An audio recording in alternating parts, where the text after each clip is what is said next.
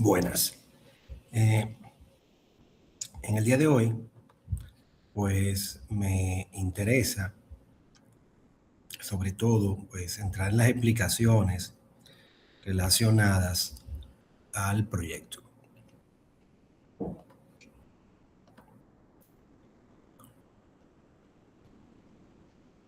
Entonces,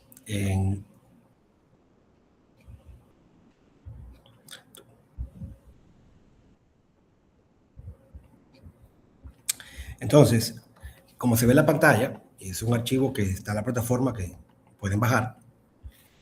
Nosotros aquí planteamos un proyecto que tiene ventas de 62 millones, costos de 46 y que estaría dejando un beneficio bruto, un margen bruto de 46 millones. Se están olvidando los costos administrativos. Esto es un proyecto. Un proyecto es algo muy de los ingenieros. Los ingenieros hacemos un proyecto que se caracterizan porque tienen un inicio y tienen un final. Por ejemplo, una empresa fabrica productos, pero lo fabrica a partir de un momento dado, pero no hay una fecha de cierre por lo general, o sea, que va a ser indefinidamente hasta que tanto sea negocio para los dueños. Un proyecto es algo más puntual, por ejemplo, montar la fábrica sería un proyecto. O una empresa que está funcionando y dice, queremos ampliar una nave industrial, construirla, equiparla, ponerla a funcionar, queremos instalar un proceso de mejora, queremos sustituir una tecnología por una tecnología. Esos son proyectos, un proyecto que tiene un inicio y tiene un final. Y lo que vamos a ver desde este punto de vista, porque bien yo puedo como ingeniero dentro de la empresa manejarlo indoors o manejarlo por dentro. Estamos suponiendo aquí en este caso que este proyecto es alguien externo que lo va a realizar. O sea, yo soy ingeniero y soy un contratista y he planteado mi oferta económica donde el cliente pues le he planteado que va a costar 62 millones de pesos el proyecto. Esto perfectamente aplica para construcción, por ejemplo. Yo vendo 10 apartamentos en 6.2 millones cada uno, son 62 millones que voy a recibir y me va a costar 46. O sea, tiene muchas aplicaciones posibles, pero en definitiva, aquí vamos a tener dos temas. Primero, que esto va a ser realizado en mucho tiempo, en 8 meses, y que la venta o los ingresos van a entrar de esta manera. No va a entrar todo junto, sino que esos 62 millones de pesos van a entrar 2, 5, 2, 6, etc. Igualmente, los 46 que yo voy a gastar, hay un cronograma. Esto puede ser meses, por ejemplo, años, pero meses más, para que, como son 8 años, tal vez 8 meses sea más factible. 8 trimestres, 8 bimestres, como quieran. 8 periodos. Y los costos entrarían de esta manera. Y el problema que tenemos es que los ingresos que vamos recibiendo de esta manera no dan para costear los costos y terminar a tiempo. Y eso implica dos o varias fuentes de financiamiento. Hay fuentes de financiamiento que pueden ser suplidores, que puede ser un socio capitalista, o yo mismo si tengo el capital, o la empresa tiene el capital. Está el avance de los clientes, que es la parte que vamos recibiendo en esta etapa, o un financiamiento bancario, por ejemplo. Entonces aquí vamos a suponer que el capital aportado, o sea, mi socio o yo, supongamos que es un socio que yo tengo, para que se realice este proyecto que yo voy a ejecutar como ingeniero, él va a poner 3 millones inicialmente, luego 1, 2, 1, o sea que en total él va a aportar 7 millones. El punto es que el flujo que yo dispongo, que sería el capital más la venta que voy recibiendo, y aquí son venta neta, si hay ITEVIS lo sacamos, no lo incluimos el ITEVIS, sería esto. Este sería el flujo de efectivo que yo voy a tener, donde yo voy a ir recibiendo una parte, casi 50%, en la construcción o en el proceso de fabricación, y cuando termino, pues recibo el casi 50% restante. Son 62 millones, o sea, que un poquito más, pero casi lo mismo. Entonces, el tema es que del total que yo dispongo de capital y ventas, menos el total de costos, pues me arroja un balance mensual. Y ese balance será algunos meses positivo y en otros negativo. Pero me interesa más el balance acumulado. Por ejemplo, aquí yo tengo un balance positivo, aquí no negativo, pero como tenía una reserva de que me sobró el mes anterior, 3 millones, pues pude costear esto aquí. Este mes también quedamos en balance. Por lo tanto, yo a partir de este mes es que entro en negativo. Y necesito ya a partir de este mes coger algún tipo de préstamo. Entonces, ese préstamo que voy a coger obviamente me va a generar intereses. El monto máximo que necesito de préstamo, o mínimo, son 16 millones, más los intereses. Si calculamos 1 millón más, estamos hablando de 17 millones por lo menos. Obviamente también yo necesito tener cierta reserva de liquidez que explicaré más adelante. El punto es que yo creo otro flujo para ver mi situación, que aquí se repite, los 3 millones que tenía aquí, sigue estando aquí, pero aquí yo voy a agregar lo que el banco le pido, los intereses que se generan y el abono a los préstamos del banco cuando aplique. En este caso yo puedo pedir inicialmente 3 millones y con esos 3 millones pues se crea un problema. ¿Cuál es el problema?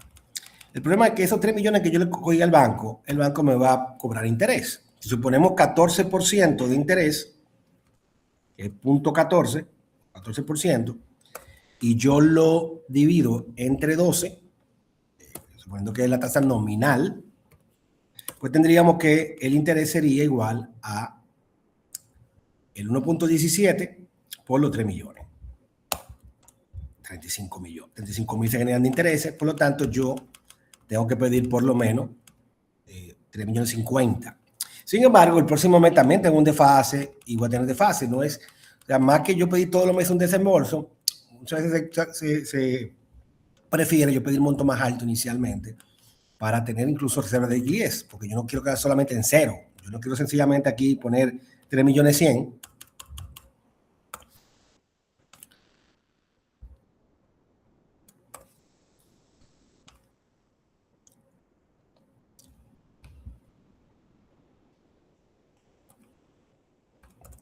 Sino que me quede con una liquidez poco, sino que lo ideal sería yo tener una liquidez. Yo puedo establecer incluso un monto mínimo de liquidez, qué sé yo. Vamos a suponer que sean 500 mil pesos o 1 millón. Vamos a suponer que yo tengo 3 mil y 1 millón en el banco. Pero también yo puedo decir, yo también quiero cubrir los próximos 2 meses. O sea que estamos hablando de que yo debería pedir tal vez 6 millones de pesos.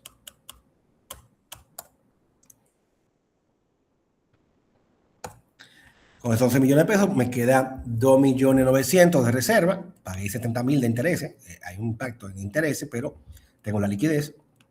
Y el próximo mes, aunque tengo un desbalance de 500.000 pesos, pues me quedan 986.000 pesos. Si yo quisiera mínimo 1 millón de pesos de intereses, pues debí haber pedido aquí más, por ejemplo 6.5.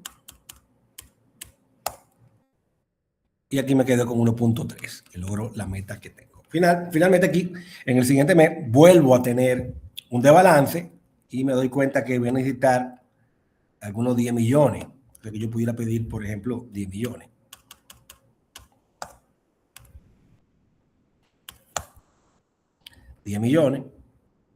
Y todavía no es suficiente porque me queda aquí. Debería pedir 1 millón de pesos más. Vamos a pedirlo adelante mejor, el 1 millón de pesos, porque en principio debemos pedir mucho adelante y ir pagando menos detrás, porque aunque paguemos más interés, es una manera de que no se eche para atrás y lo está financiando. Entonces aseguramos que tenga que seguir porque ya no dio el dinero. Si le pedimos poco, se puede echar para atrás. Entonces a veces en el tema de capitales ángeles y muchos casos es bueno pedir montos altos al principio, pero no tampoco es que tiene que ser así. Entonces en este caso, pues yo tenemos un poquito de 1 millón, pero está más o menos. Pudiera agregar algo más para lograrlo, pero vamos a dejarlo así. El punto es que el interés, que se mantenía igual, porque el interés es en base al monto acumulado, y el primer mes yo pedí 7 millones y medio, se generaron 87, pero en el segundo mes el valor acumulado es la suma de lo acumulado anterior más lo que pedí menos lo que pagué. Por lo tanto, subió a 17.5 y es sobre 17.5 que se generan los intereses. Entonces los intereses se generan de esa manera hasta que yo decida pagarlo. El monto que tengo que pagar son de 17.5 millones de capital, que es lo que tengo aquí. Y ya aquí en este momento, pues yo tengo 5 millones que puede utilizar para eso. O sea, que pudiera pagar el banco aquí 2 millones, por ejemplo, para pagar menos intereses, o 3, o ninguno. O sea, eso ya son decisiones financieras. Aquí tengo 3 millones de reserva y aquí me quedan 15.5 saldo al banco. De esta manera, tendríamos que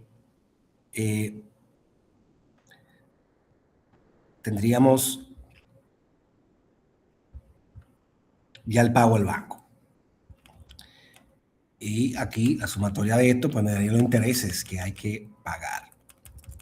Entonces, si hacemos un resumen en esta parte, que no hemos terminado, pero vamos a hacerlo en esta parte. Bueno, y fíjense que me quedan al final 22 millones, que son los 7 que me prestó el inversionista, que tengo que devolvérselo, y podemos ponerlo aquí, le devuelvo sus 7 millones, y me quedan 16, o sea que de los 15 puntos y pico, perdón, que de los 16 que inicialmente hablamos, se fue esa diferencia, que son 750,000, 800,000 pesos, en interés, y por eso bajó a 15.2. También yo al inversionista le pude haber pagado aquí 1 millón y aquí los otros 6 millones y le estoy devolviendo sus 7 millones, que fue lo que él aportó inicialmente, mírenlo aquí, y le pago a él.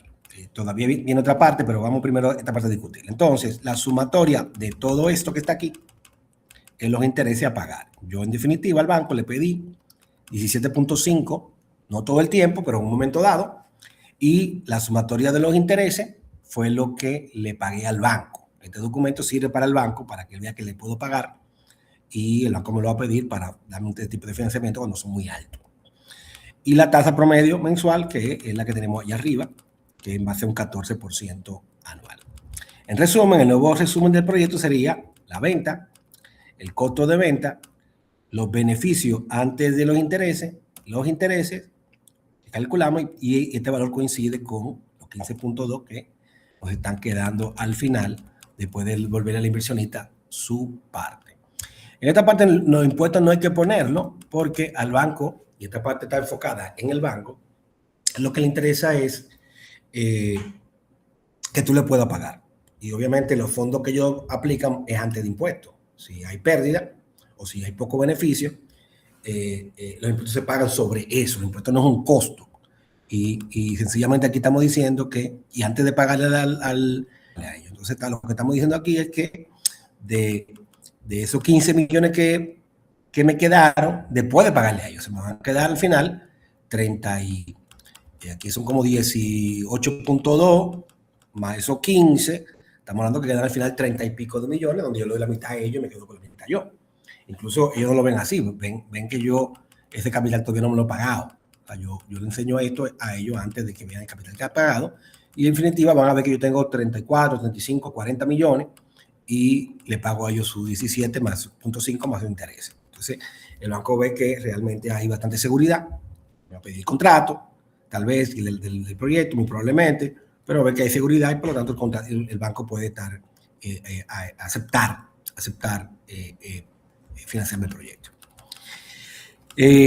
Entonces, luego, para otro cálculo que ya no es para el banco, me interesaría ver el inversionista. Entonces, el inversionista, yo tengo aquí los fondos que aportó, que lo tomé de ahí arriba, en el tiempo que le aportó, que son 7 millones, y acá abajo estoy sumando los fondos recibidos, que inicialmente estoy poniendo los que le di, que recupere su dinero, ¿verdad?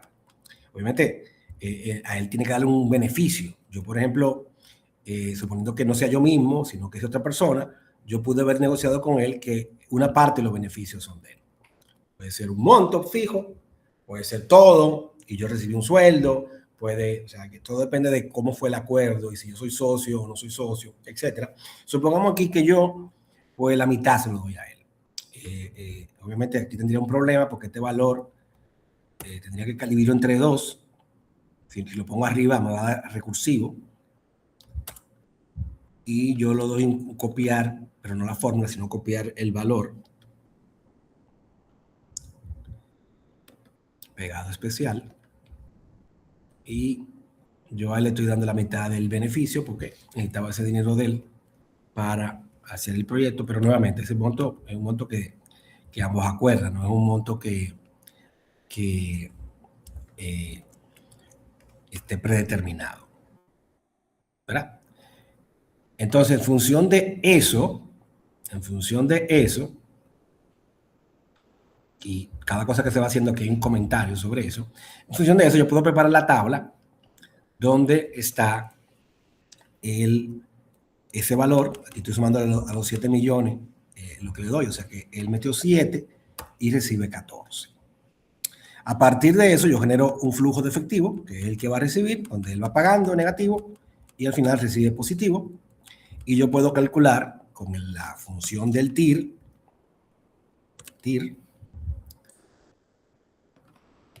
bueno, y en TIR usamos desde el valor inicial al final, y me da un valor mensual que si multiplico por 12, pues me da el retorno. Y obviamente, esto es un problema de fantasía que yo he inventado, pero el retorno sería pues abismal. Incluso yo le pudiera pedir más dinero, el fruto de eso, y pagar menos financiamiento, porque realmente es una inversión, como está planteado aquí, pues groseramente rentable. Entonces, yo aquí puedo ya evaluar con impuestos, por ejemplo, cómo quedaría el resultado para el inversionista, por ejemplo, los fondos aportados de él, que es un resumen más o menos de lo que está aquí. Él aportó 7 millones, los beneficios del proyecto, que fue antes de pagarle a él, que serían los 15 millones y pico, los 15...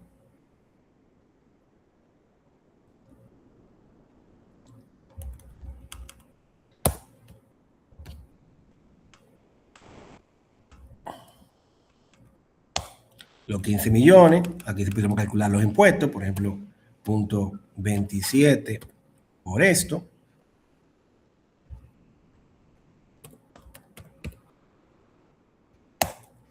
Y yo pudiera entonces calcular los beneficios después de impuestos. Incluso puedo hacer la transferencia, vas a ponerle a él este monto, ya no en función de los beneficios antes de impuestos, sino con los impuestos. O sea, que pudiera sumar sus 7 millones más el 50% de esta parte. O sea, que yo pudiera aquí decir que él va a recibir el 50% de esto entre 2. Aquí hay un error.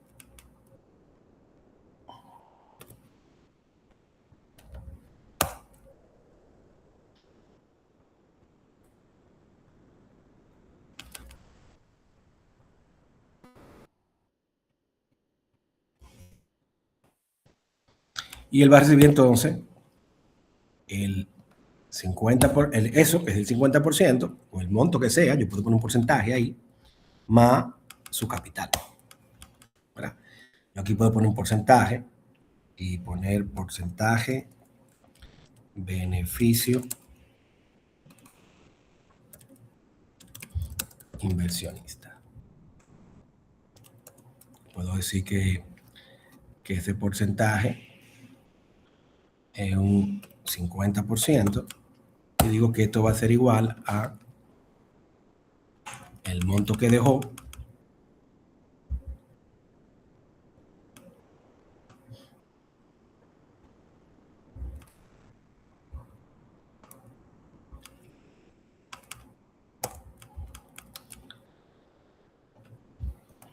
por el porcentaje. Entonces aquí vamos a sumar los 7 millones que puso,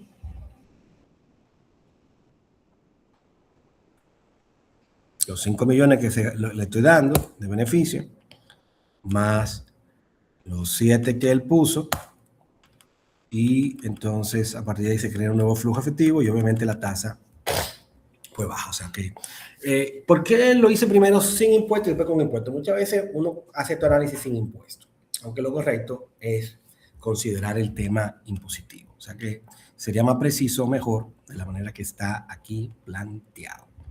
Finalmente, pues aquí podemos calcular el punto de equilibrio si aplicar. En este caso, no hemos hablado de unidades. El proyecto lo hemos planteado como un contrato que está establecido el flujo que ellos nos pagan, el ingreso, y nosotros determinamos el flujo para fabricarlo, pero también pudiera ser por entregas. Entonces, pudiéramos, por ejemplo, si estuviera vendiendo apartamentos, yo pudiera decir, bueno, yo vendí 10 apartamentos en 6.2, con cuánta unidades vendidas yo logro, pues, el punto de equilibrio para pagarle al banco, por ejemplo.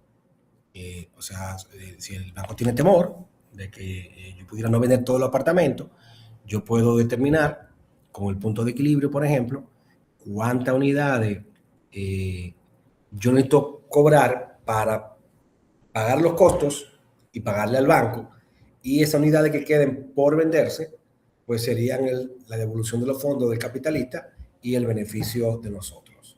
Para que yo pudiera, por ejemplo, hacer ese tipo de análisis para encontrar el punto de equilibrio y ver que, como un análisis adicional que al banco le pudiera resultar interesante para saber el nivel de riesgo que se tiene. De repente, si son 10 unidades, yo demuestro al banco que con 6 o con 5 que yo venda, termino el proyecto y les devuelvo su dinero a ellos, y esas 4 que queden por vender, pues es donde yo vendría el tema de pagar mis impuestos, pagar mis beneficios y devolver el capital de la inversión. O sea que yo pudiera preparar eso como un punto de equilibrio, pero vamos a dejarlo aquí por esta intervención de la píldora.